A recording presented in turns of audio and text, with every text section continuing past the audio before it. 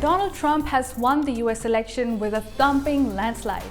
He has managed to successfully flip the most crucial battleground states like Pennsylvania and Georgia. In fact, this time around in 2024, Trump has won not just the presidency, but also the House, the Senate, and the popular vote. There is no room for the Democrats to claim a moral victory here. The American map has been painted red, and this makes for a powerful White House both domestically and globally.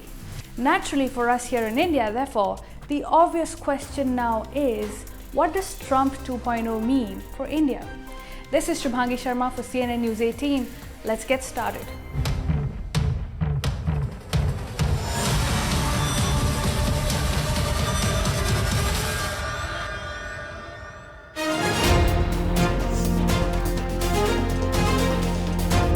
For starters, let's look no further away than Prime Minister Modi's very timely congratulatory message for Trump.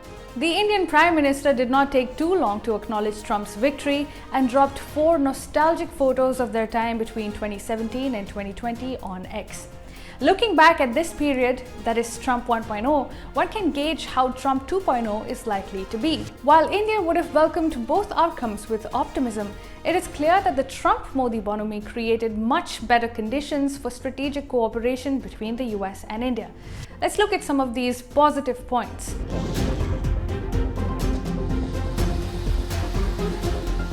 Number 1, defense partnership. During Trump 1.0, India steered incredibly close to the US, making one historic move after another by signing crucial defense pacts like COMCASA.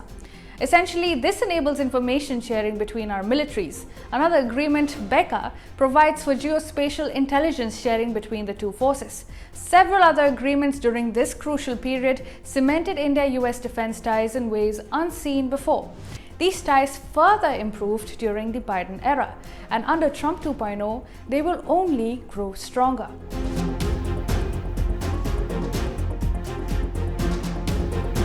And now we come to the second point, strategic partnership. Now remember, while the defense partnership formed the core of the India-US relationship, especially during the Biden era, their strategic goals in the Indo-Pacific took a mild beating due to America's focus being stretched thin owing to the Ukraine and Gaza wars. This took the wind out of the sails of the Quad to some extent. India faced pressure on its dealings with Russia, and there was visible friction between these two friends, especially with regards to Khalistani terror, which put the entire strategic partnership in question. Under Trump 2.0, India-US ties will be reinvigorated. The Quad will make a substantive comeback with renewed focus on the Indo-Pacific, reworking the supply chains and countering Chinese aggression and influence. At the same time, Trump will push for an end to the Ukraine war and is expected to have a soft approach towards Russia, which may be a breather for nations trying to maintain ties with Russia. Trump will be more sensitive towards India's security concerns, also with regards to Khalistan and Kashmir especially. He does not have a positive view of Justin Trudeau of Canada, as they are polar opposites politically, so he will neither lend an ear to Trudeau's Khalistani leanings, nor is he expected to unnecessarily and publicly push for action on the alleged Gurpatwant Singh Pannu case. Don't take my word for it though, because at the end of the day, he is supposed to pursue American interests. It's just unlikely that he would see any merit in sabotaging his relationship with India for Khalistanis. Moreover, Trump will not be as intrusive in the Indian subcontinent as the Biden administration, which backed the recent anti-Hasina coup in Bangladesh despite India's bewilderment. In fact, he has spoken up against the persecution of Hindus and Christians in Bangladesh and is known to not have a kind view of its current leader Muhammad Yunus, who in Trump's alleged words donated to see him lose in 2016.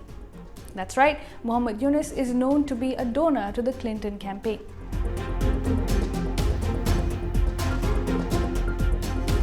Now let's get to point number 3, the global economy. Now, Trump is expected to fix inflation both back home and globally. How he plans to do this is to push energy production and export it, especially oil and gas manufacturing emanating out of American soil. More American fuel in the market will lower the cost of energy, and this will come as a boon for India and other global South economies. And finally, Modi-Trump chemistry. The most important point, after all, Modi-Trump bonhomie was off the charts during Trump 1.0, and the same could be true this time. Unlike Kamala Harris or Joe Biden, Trump is quite politically aligned with the Modi government, which means that the two can see eye to eye on various issues of security, culture, and geopolitics. There would also be fewer hypocritical lectures from the Trump State Department towards India. Trump would be more comfortable working with Modi and vice versa without reservations owing to political differences, which was an awkward feature of the Modi-Biden equation.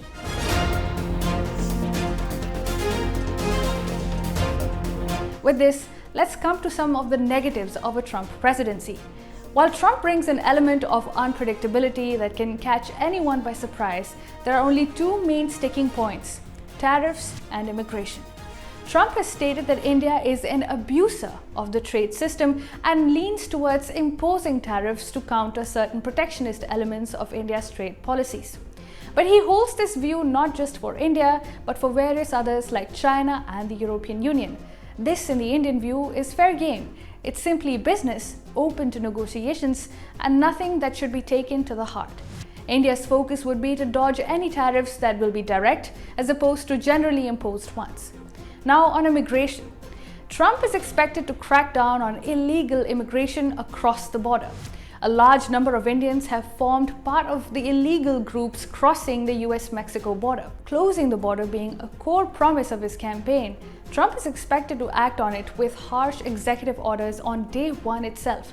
Again, this does not directly impact India and is in fact good because most Indians who are in the US legally do not support illegal immigration. If anything, it dilutes their position as deserving entrants into the American system and takes away from their merits and hard work that have allowed them to achieve the American dream. However, the crackdown won't end there, as Trump is also expected to lower the number of H-1B visas, which would have a direct impact on Indian professionals. Now, while these issues will strain relations mildly, they are highly manageable compared to the Democrats' relative insensitivity towards India's security and strategic concerns. Remember that Kamala Harris pretty much failed to reach out to the Indian American community despite her Indian origin, which sent a negative signal to India. In 2019, she had criticized India over the removal of Article 370 in Kashmir. She also never visited India through her 4-year-long stint as the vice president.